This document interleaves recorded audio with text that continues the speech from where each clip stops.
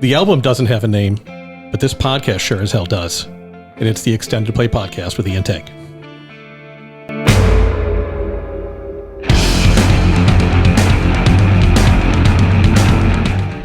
It's the Extended Play Podcast with Ian Tank. We are a music discussion show without the hipster snobbery.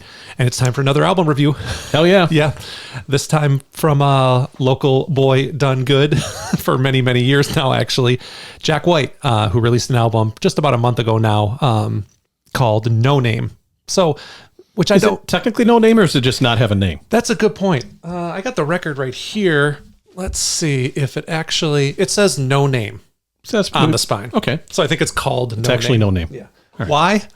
I don't know. I didn't do the research. That's one thing we don't do here at the Extended Play Podcast. That's right. Though you can go back and watch an episode on the Killer Mike album review we recently did. We talked a little bit about the album release of this album. Oh, and I have a chance. Oh, nice. The Killer Mike album? Oh, right. Okay. Yeah, it's ass. It's absolute ass. It was. I'm so glad. I forgot to use it during the actual review. All right, sorry for interrupting. Well done. Yeah, I set you up. We talked a little about the album release and how he basically was just they were slipping it into people's bags at the record stores, and it didn't have any name on it. Slipping it in.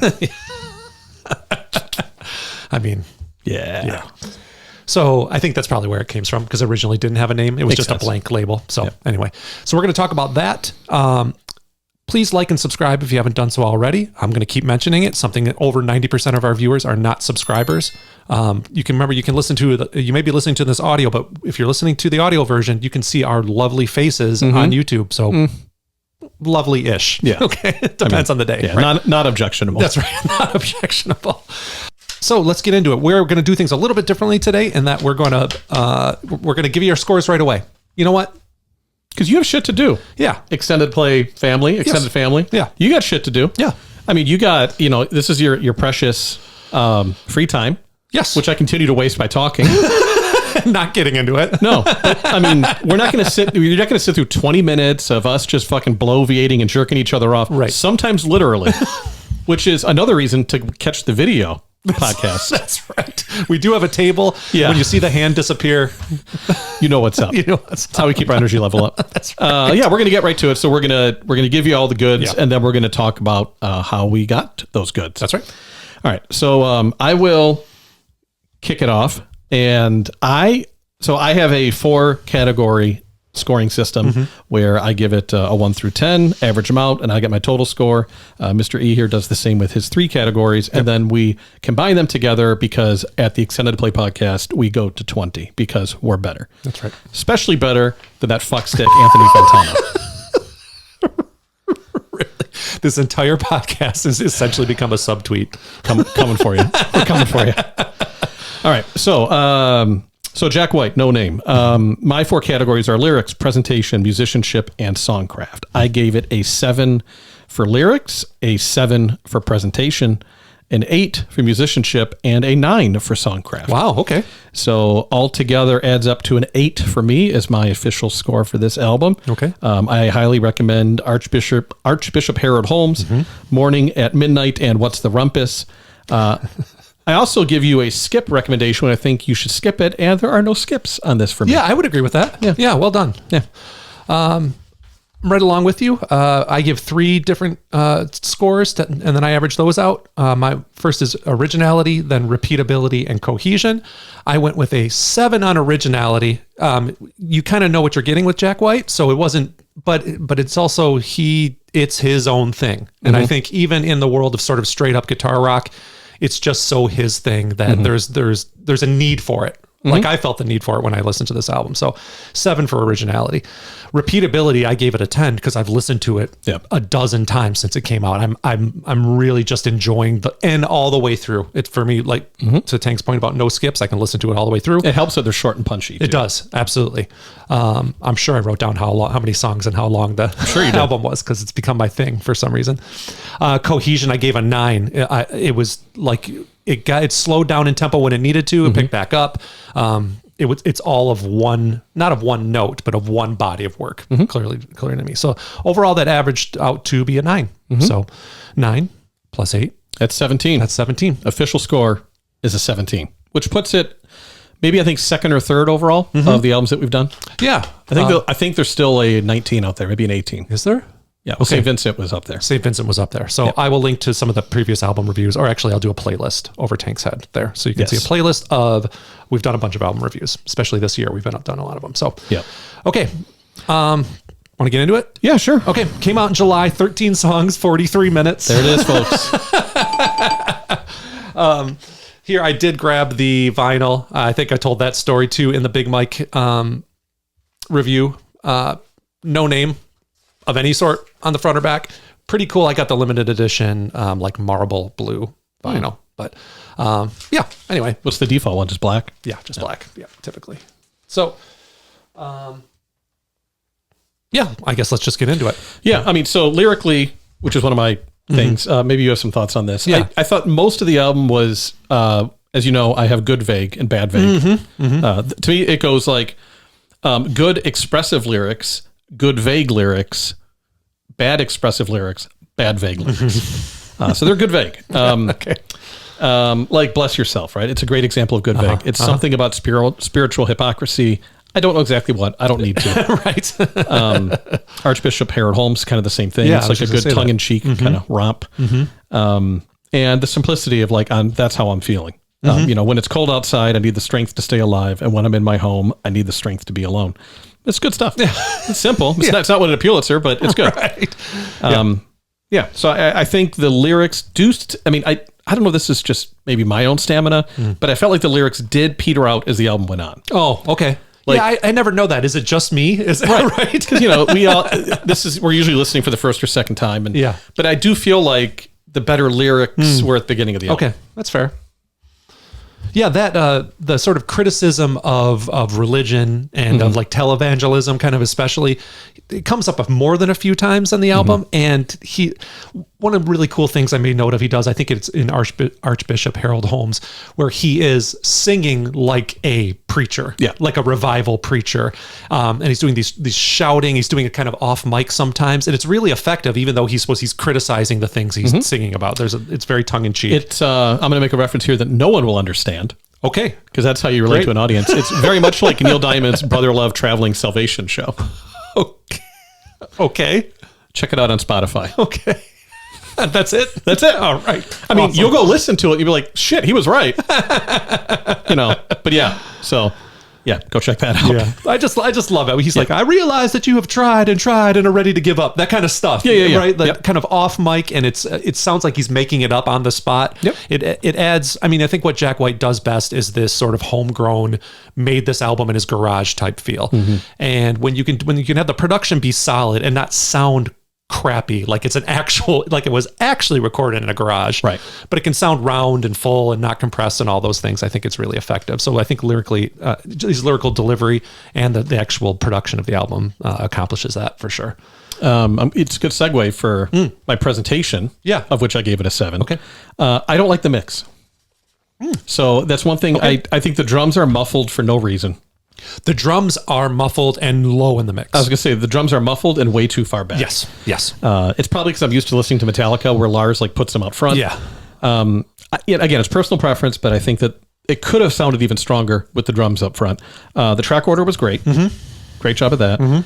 And it's funny, just when I was thinking, man, he could really use a track to mix it up here, you get to Underground at track 9. Yes. So it came at just the right time. Yes. And like second song on side B. So there is kind of like a split. Yeah. But and I thought the whole thing sounded too compressed. Okay. The mix. Too smushed. A little space. They could have explored the space.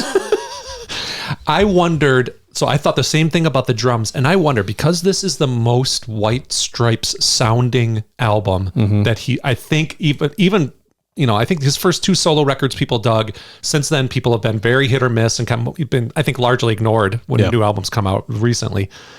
This is a return to form. I kind of wondered, like, because he does not have Meg White and he does not have that signature drum sound, does he intentionally bury it so as there's not a comparison between, or out of respect, even out of respect, maybe? Right. Yeah. I wonder. It seemed intentional to me anyway, because it's down there. Because if you've seen him perform live, he's got a great live drummer who tears it up, and the drums are normal in the mix. But that's the only thing. My only quibble with that. Okay.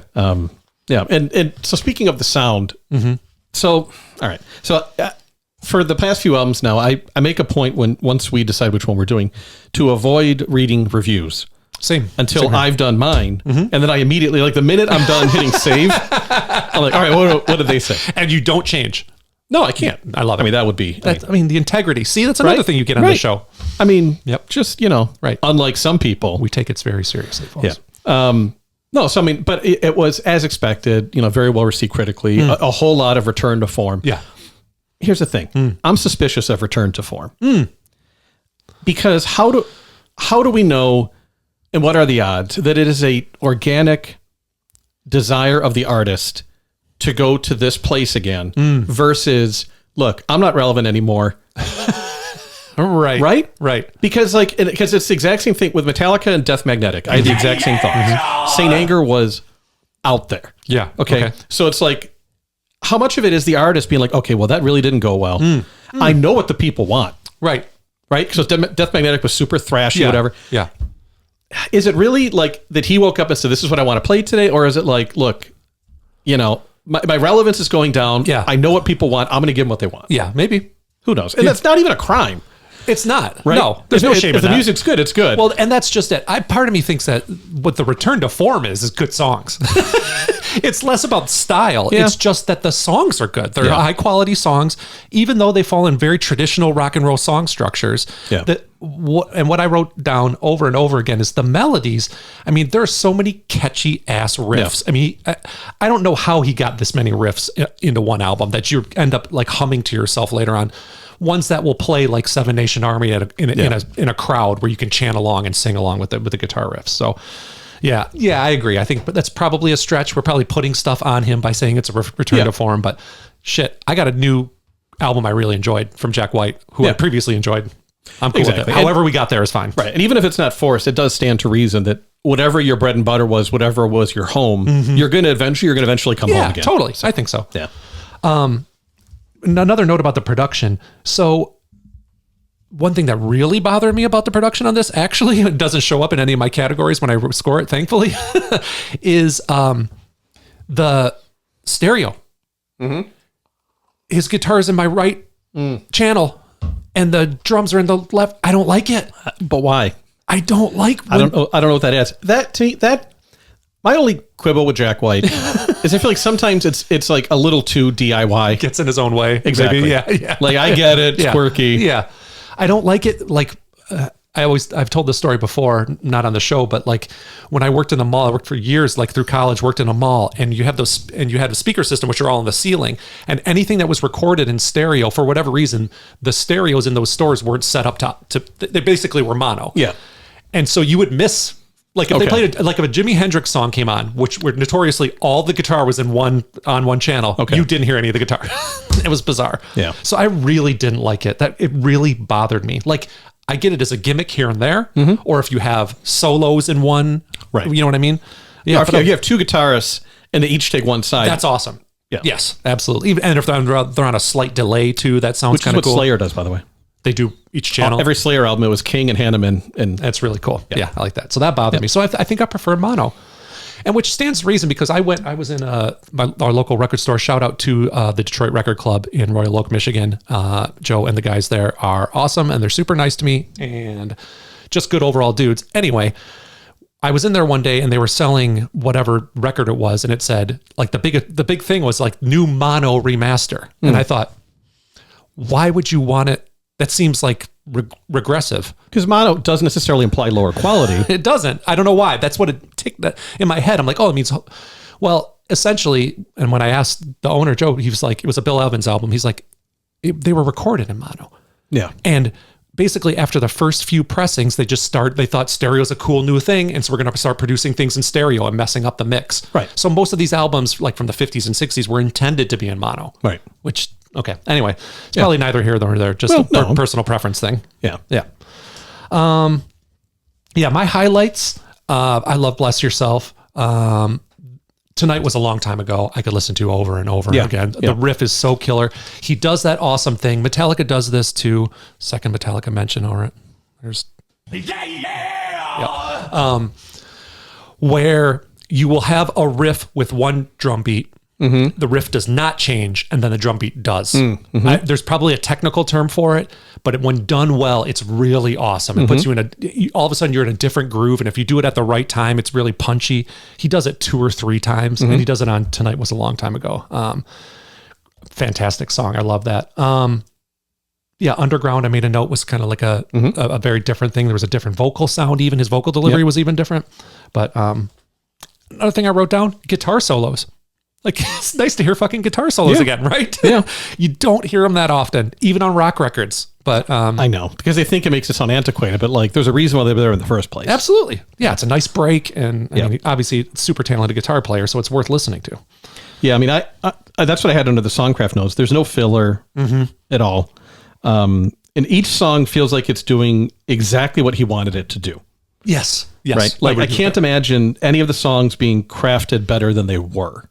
Yes. Right? Yeah. Like, it's sometimes you listen to a song, it's like, okay, but yeah, it's just like, there's just enough newness, just enough uniqueness, but it doesn't stray too far. Now, the reason why I gave Songcraft a 9 instead of a 10 is there maybe could have been a little experimentation or unique song structures. Yes.